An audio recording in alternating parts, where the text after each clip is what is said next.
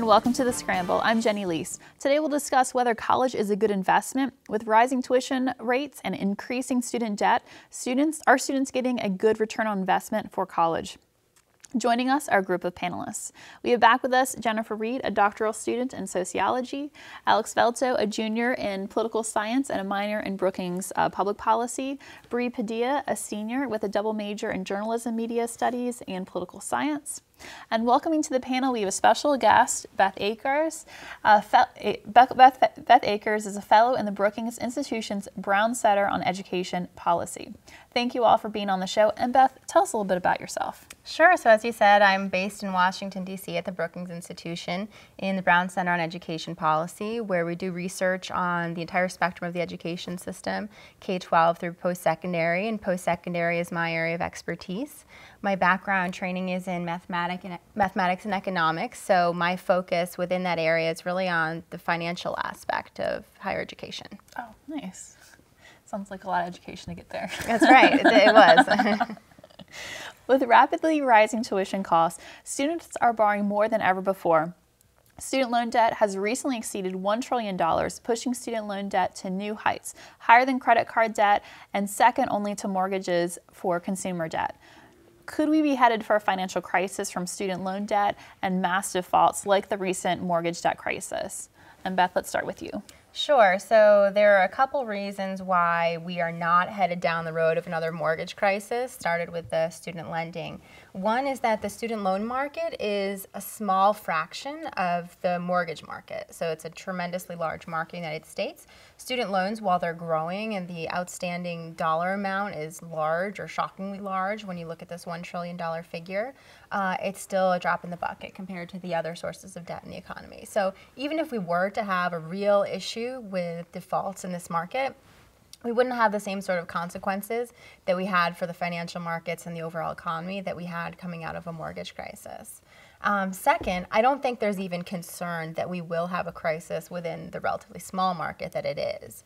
And the reason is that if you look at the returns on education, for most students, they're very positive. So that means that people are borrowing, but they're borrowing for good investments, which means that in the long run, they'll be able to pay them off. You know, we may have instances where people are unemployed, have trouble transitioning from college to the labor force, so there's some issues in the beginning of their careers, but in the long run, degrees pay off, and these are healthy debts. Unlike credit cards, education is a good reason to take on debt, and for most of the students, that's been the case. So we certainly are, there are groups and pockets of students who need to be concerned about, you know, personal crises, but it's not a market-wide problem.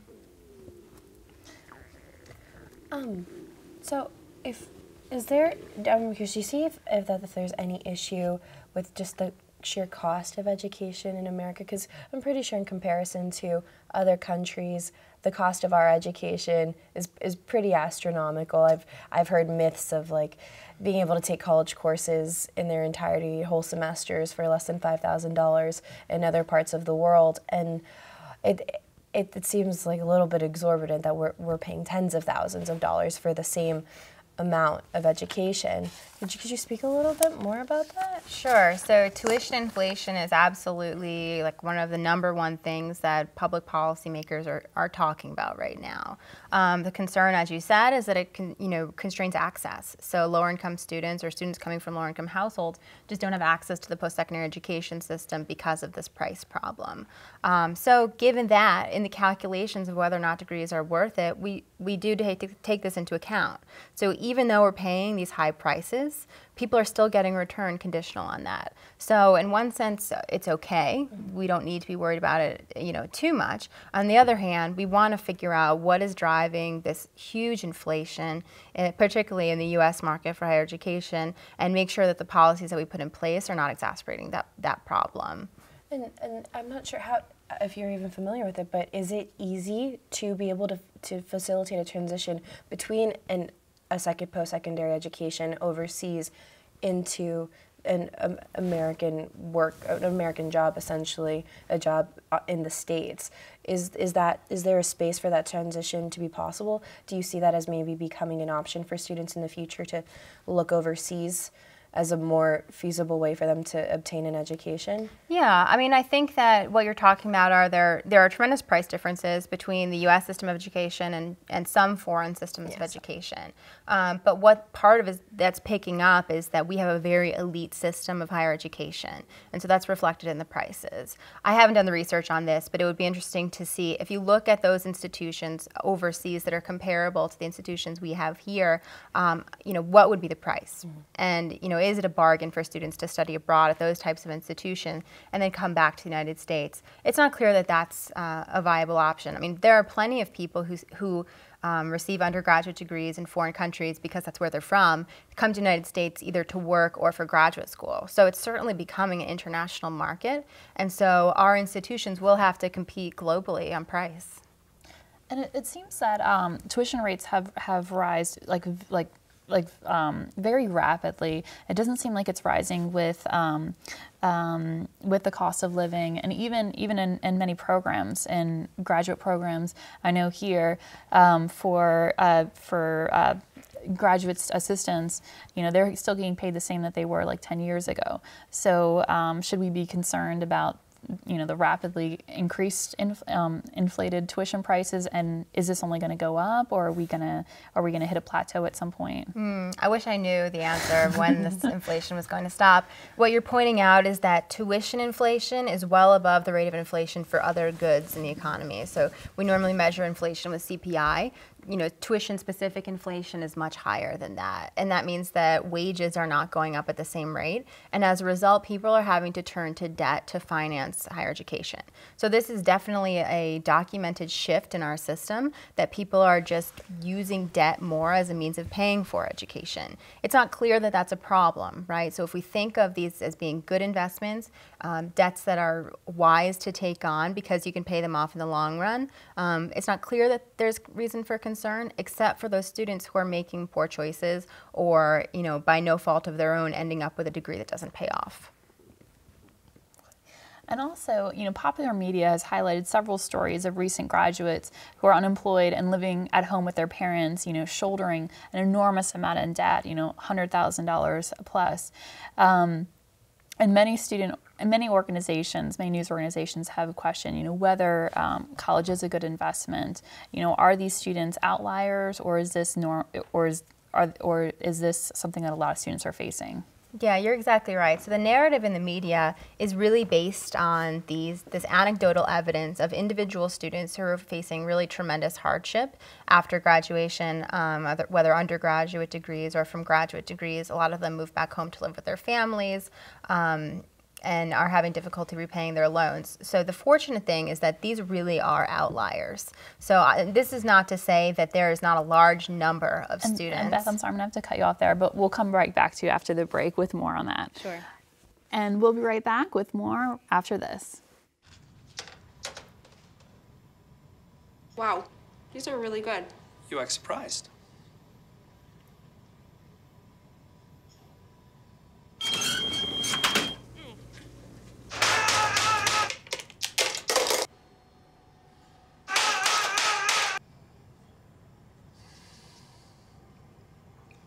Practice makes perfect. You don't have to be perfect to be a perfect parent. There are thousands of teens in foster care who don't need perfection. They need you. Did you know kids who play outdoors have healthier lungs? Totally. Did you know that boys that play with dolls make better husbands? My son has lots of dolls. But did you know terry cloth diapers breathe better? I did. It's totally true. Oh, yeah. Did you guys know statistically friendly kids have more friends? Yeah. That's obvious. Did you know most people think they're using the right car seat for their kid, but they're not? Parents who really know it all know for sure that their child is in the right seat. Visit safercar.gov/the-right-seat to make sure your child is protected. NFC, AFC, offensive linemen, defensive tackles, quarterbacks, and cornerbacks are all living united to ensure the academic success of millions of kids in our communities all the way to graduation day. But that won't happen without you. So take the pledge at unitedway.org. Make a difference in the life of a child. Suit up like your favorite NFL players and become a volunteer reader, tutor, or mentor with United Way. Welcome back from the break. And before the break, we were talking about how a lot of news organizations are emphasizing students that are completely overwhelmed with debt, and I was cutting you off before the break, so I'll let you continue your thought. Sure. So I'll follow up with just a few statistics. I'm trying to convince you that this is in fact not the case, right? That so there are certainly a large number even of these students who are having tremendous hardship after graduation, but it's not the typical situation, right? So if you look at averages, which are really telling, we see that after for students who go through a bachelor's degree program and who do borrow, on average, they take out about $26,000 in debt. Over the course of their lifetime, some of the studies estimate that that earns them an additional $500,000 to $1 million over the course of their lifetime in terms of heightened earnings. So you can think of that $26,000 as buying that $500,000. It seems like a pretty good deal still, right? So again, this is for the typical student. This is the averages. Not to say that there aren't, a good number of students who are having problems, but it's definitely not the narrative that we should all be thinking about when we consider going to college.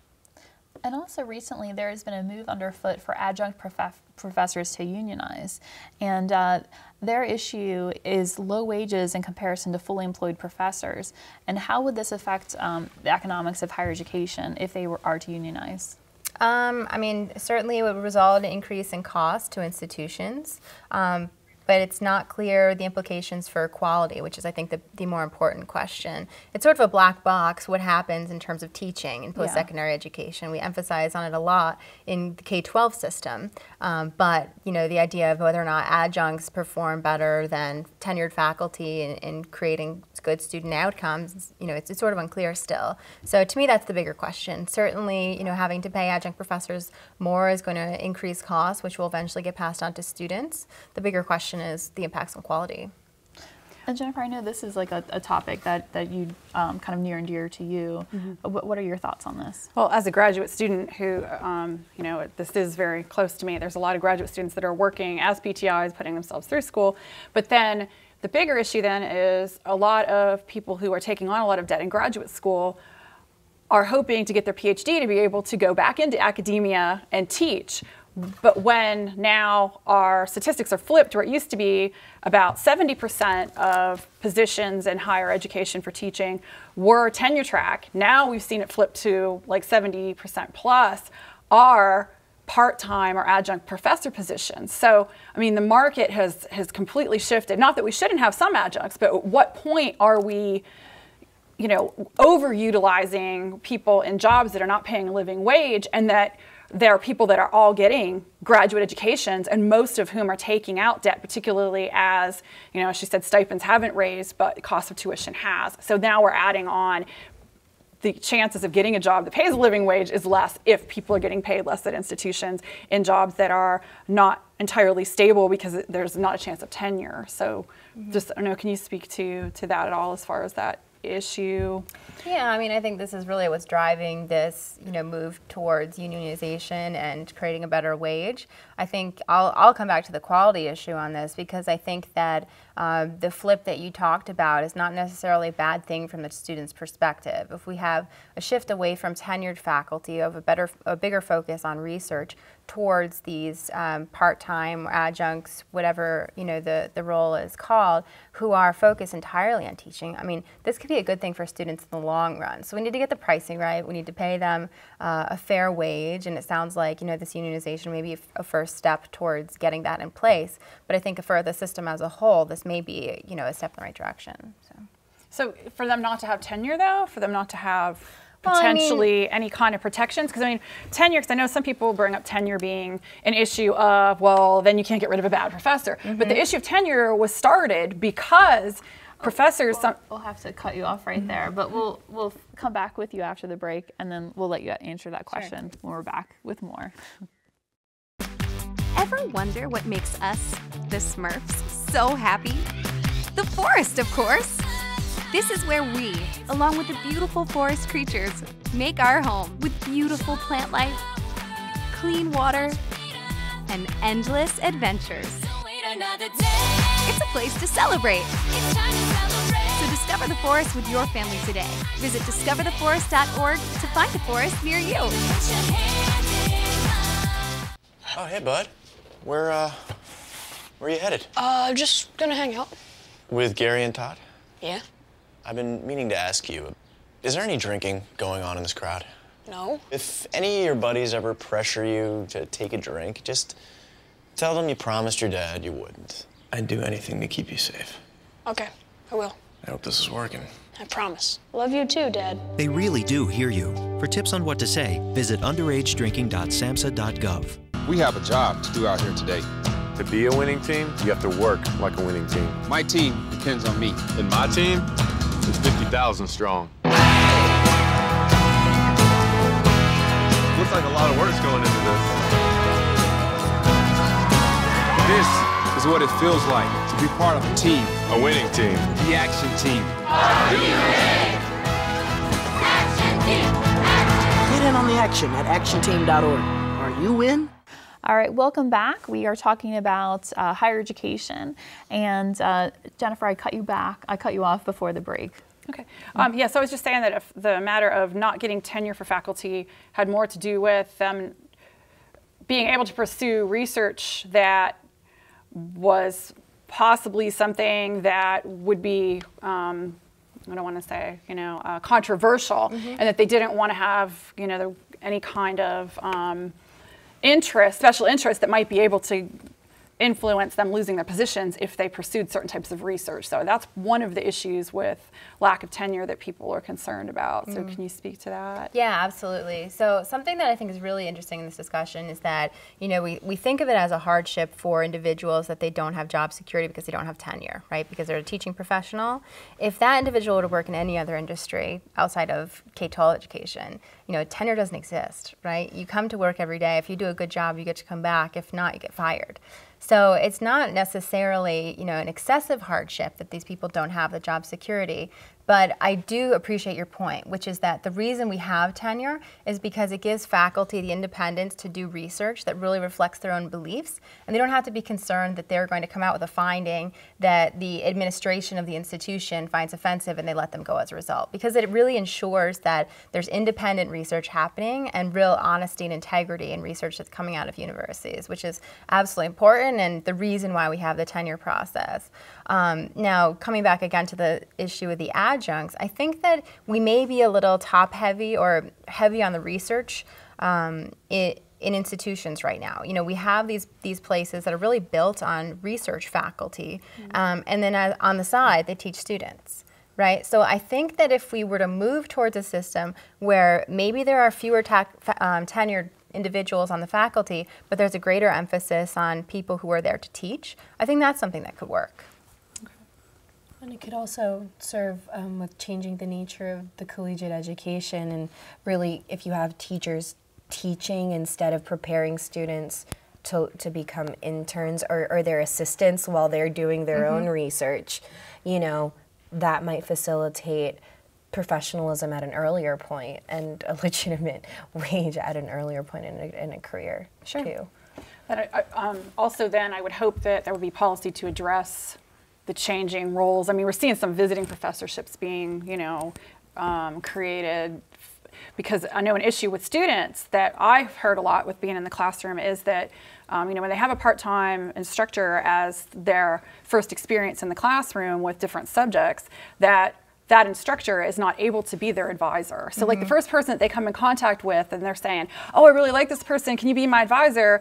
And in the majority of their classes it's happening, they're saying, oh, well, but I'm a part-time professor or a graduate student, I'm not allowed to advise students, let me take you to our department to so-and-so, but they don't have that rapport with the person they're taking them to, and students are saying that they feel they're not getting that same kind of connection because they can't make advisors or mentors out of their part-time faculty or grad students that are teaching. So I don't know, I feel like, there needs to be some kind of change in the system as far as the way part-time adjuncts are given responsibility beyond just teaching, because it's still beyond being in the classroom. It's being able to engage with students, and even have an office to engage with students, because a lot of part-timers don't even have an office on the campus. Right. Which is inhibiting. I've actually been a student and had to go take a test, and my professor was a part-time student or part-time teacher, and she just wasn't on campus. There was just no way for me to get that done. And that actually, comparatively, my part-time experience with a professor left a worse taste in my mouth than with tenured professors, but at the same time, I did find it as a student a little bit off-putting sometimes when a professor was so focused on research and getting something published. I'll have to cut you off there, Bree. Sorry about that. But we'll be right back with more on this topic after the break.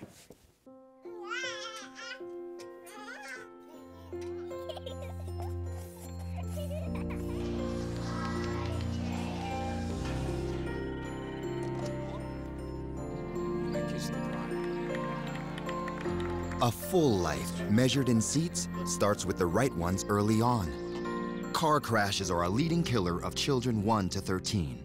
Learn how to prevent deaths and injuries by using the right car seat for your child's age and size. Hey, you going out like that? Yeah, why? Well, what would the neighbors think? I see you! Come look at Mr. Feather. Look what I have. Mr. Bird, remember? Bark, bark, bark. We're just playing. We're just playing on trying to get you out of here.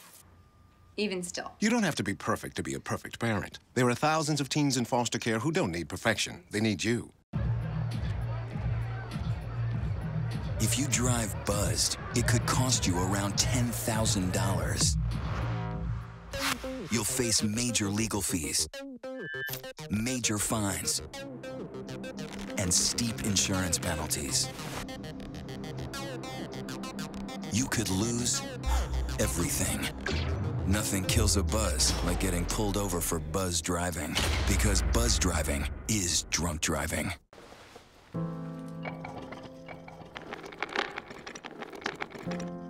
Maybe he's really focused. Hey, Michael. Michael. Maybe he likes spinning the wheels. Maybe he just loves trucks. Maybe he's just being a boy.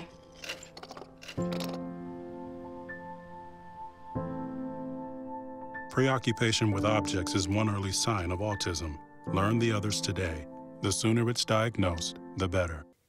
All right, welcome back, and we are talking about higher education and the cost for students. And Alex, you had a question for Beth. Yeah, I was curious your thoughts on a different approach to after high school, either like taking the money you would have spent on college to start a business or using that money to start a nonprofit. How do you think those compare to going to traditional college? Mm-hmm. So I think those are definitely viable options for a lot of people. The challenge is that, as students, we can get a lot of money from the federal government, to borrow to go to college. It's not necessarily the case we can get that much money to start a business. So that's the first challenge. But I think that you're onto something, which is that, students should think about what are the returns, or potential students should think about what are the returns to the different activities that they could be pursuing, right? One is I go out and start making money right away. Second, I go on for a little more education and get the higher earnings that comes with that, right? But, weighing these options is really what students should be doing. So I think that's, it's certainly the case that for some people that's the right choice. And do you think that has anything to do with maybe the profession or the field of study? Mm-hmm. Because, I think maybe one of the reasons that there is such a large number of outliers is that there's a really large number of people getting arts degrees Mm-hmm. and history degrees, and it's not always as immediately applicable to the real world. Mm-hmm. Yeah, I mean, it's not to say that you should necessarily invest in the thing that has the highest return, right? Mm-hmm. But if you're in a position where it's really important to you that you have a financial return to the money that you're putting out, for whatever reason, you need to pay attention to that, right? So certainly people should continue to invest in the arts to the extent that they can afford to do that. I didn't mean to belittle the arts, I just... No, it's okay. They're always the victim in these discussions. I also want to talk about federal student aid. And Beth, do you think that federal student aid should be reformed? Yeah, so I think one of the reforms that's on the table, the White House has proposed that we create a system of accountability.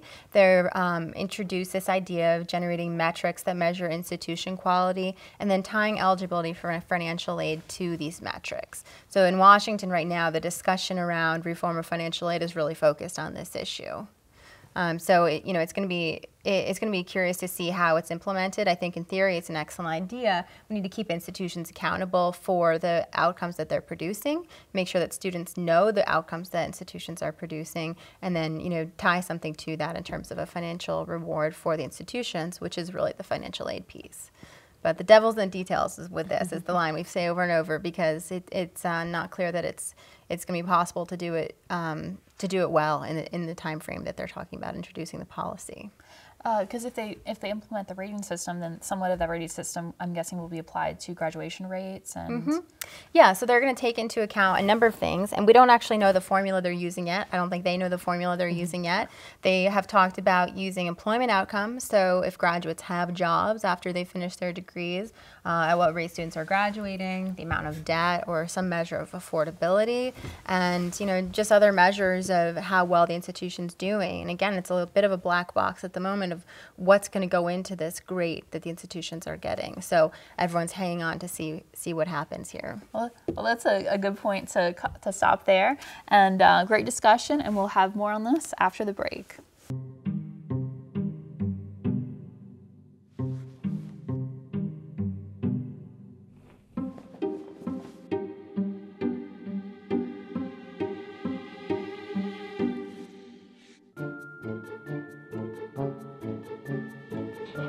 The smallest moments can have the biggest impact on a child's life.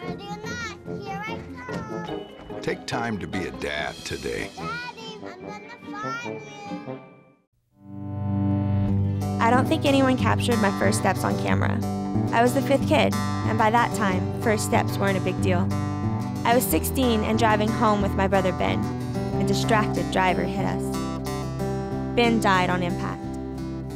I had 47 days in a hospital bed for reality to settle in. With a major spinal cord injury, doctors said I would never walk again. But deep down, I knew I would. I prayed that every day.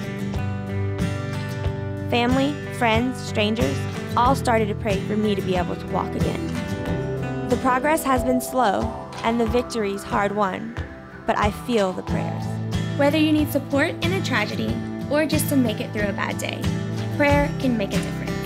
America, let's come together by believing with each other.